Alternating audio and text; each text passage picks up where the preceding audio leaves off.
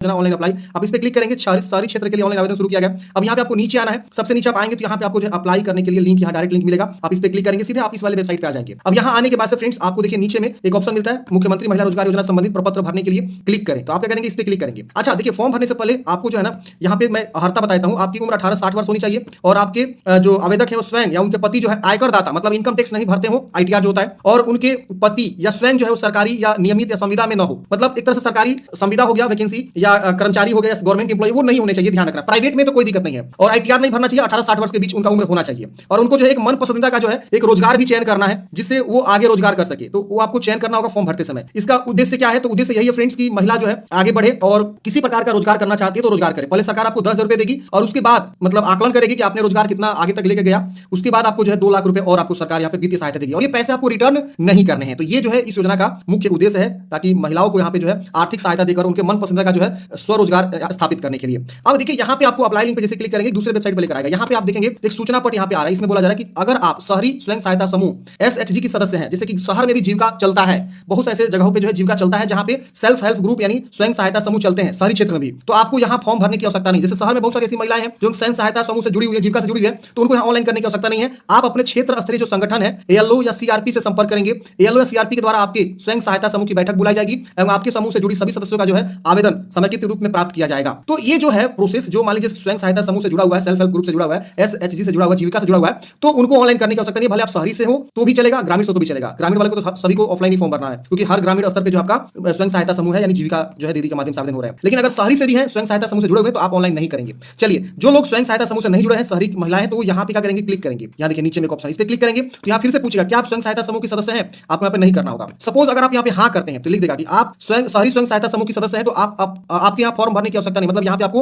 Online करने की आवश्यकता नहीं है। आप अपने क्षेत्र के जो एएलओ सीआरपी है उनसे संपर्क करेंगे तो आप यहाँ पे फॉर्म भरेंगे। लेकिन अगर आप जो स्वयं सहायता समूह से नहीं है, सदस्य नहीं, तो आप यहाँ पे नहीं करेंगे। अब यहाँ पे आपको डिक्लेरेशन करना है। डिक्लेरेशन करने के बाद से यहाँ देखिए, मुझे व्यवसाय करने हेतु मुख्यमंत्री महिला रोजगार योजना से लाभान्वित किया जाए एवं प्राथमिक निवेश निधि के रूप में 10,000 रुपए की राशि प्रदान की जाए, घोषणा कर दिया। अब यहाँ पे आपको क्या करना है, आधार संख्या लिखना है, और यहाँ पे इंटर नेम एज अ पर आधार, मतलब आपके आधार से जो नाम है, जो भी नाम है आपका आधार कार्ड पे, वो लिखेंगे, फादर्स नेम लिखेंगे, मोबाइल नंबर लिखेंगे, और यहाँ पे आप देखेंगे तो सेंड ओटीपी का एक ऑप्शन मिलता है, आप इस पे क्या करेंगे, क्लिक करेंगे। जैसे फ्रेंड्स आप ये सब जानकारी लिख के आप यहाँ पे सेंड ओटीपी पे क्लिक करेंगे, तुरंत आपके मोबाइल पे जो आपने मोबाइल नंबर लिखा हुआ है उस मोबाइल नंबर पे तुरंत ओटीपी चला जाएगा। उस ओटीपी को यहाँ लिखेंगे और सबमिट ओटीपी पे क्या करेंगे, आप क्लिक करेंगे। अगर आपका ये मोबाइल नंबर है ये आधार से लिंक हो या नहीं, इससे कोई मतलब नहीं है, कोई सा भी मोबाइल नंबर आप यहाँ पे देंगे और सेंड ओटीपी पे क्लिक करेंगे, तुरंत ओटीपी जाएगा, उसको यहाँ लिख के सबमिट ओटीपी पे क्लिक करना है। दोस्तों यहाँ पे मैंने जो है कई बार यहाँ पे प्रयास किया ओटीपी को लेकर, तो यहाँ पे देखेंगे तो मेरे पास तो यहाँ पे ये डाटा फिल हो जा रहा है, ये भी फिल हो जा रहा है। सेंड ओटीपी पे क्लिक करने के बाद ओटीपी ही नहीं गिर रहा है मोबाइल पे, यानी ओटीपी की अभी समस्या आ रही है, क्योंकि ये पोर्टल अभी नया नया यहाँ पे शुरू हुआ है। तो हो सकता है कि ओटीपी को जो है लेकर यहाँ पे इशू यहाँ पे अभी ठीक नहीं किया गया होगा, तो हो सकता है कि शाम तक या हो सकता है कि देर रात तक जो है आपका ओटीपी का समस्या या कल तक जो है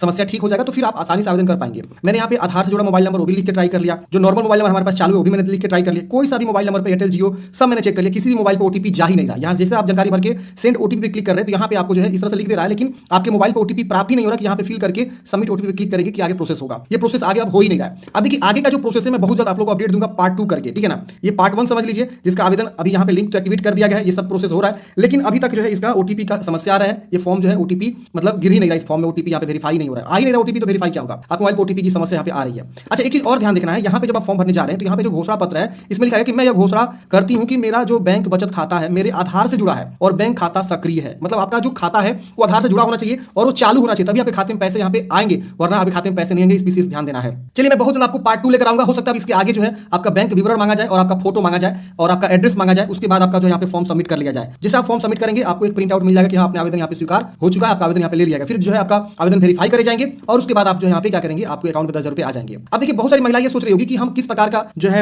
यहाँ पे रोजगार शुरू करें। देखिए इसमें रोजगार शुरू आप अपने अनुसार कुछ भी कर सकते हैं। जैसे यहाँ पे देख सकते हैं ये महिला जो यहाँ पे इस प्रकार से सामान बेच रही है, ये देखिए कपड़ा बना रही है, ये देखिए इस प्रकार से देख रहे ना, ये छोटा सा किराना दुकान, ये देखिए डलिया का काम कर रही है, ये देखिए कस्टमर सर्विस पॉइंट खोली हुई है, ये देखिए अनाज खरीदना बेचना, बकरी यहाँ पे देख सकते हैं, सिलाई मशीन हो गया, देख रहे ना यहाँ पे फ्रूट्स वगैरह तैयार करना हुआ, ईंट का उद्योग यहाँ पे देख रहे ना, ये छोटा सा मशीन लगा के। तो आप कुछ भी इसमें से कर सकती हैं। आप गाय भैंस भी खोल सकती हैं, आप खेती के जो भी सामान होते हैं उसको बेच सकती हैं, ये देखिए इस तरह से छोटा सा आप किराना स्टोर खोल सकती हैं, इस तरह कोई मिठाई बनाना या कुछ पैकेजिंग करना, कुछ भी आप जो आपको लगे उसमें से कोई एक आप कुछ ना बागवानी भी कर सकते हैं आप, देख रहे ना। तो आप इस प्रकार से कोई सा भी एक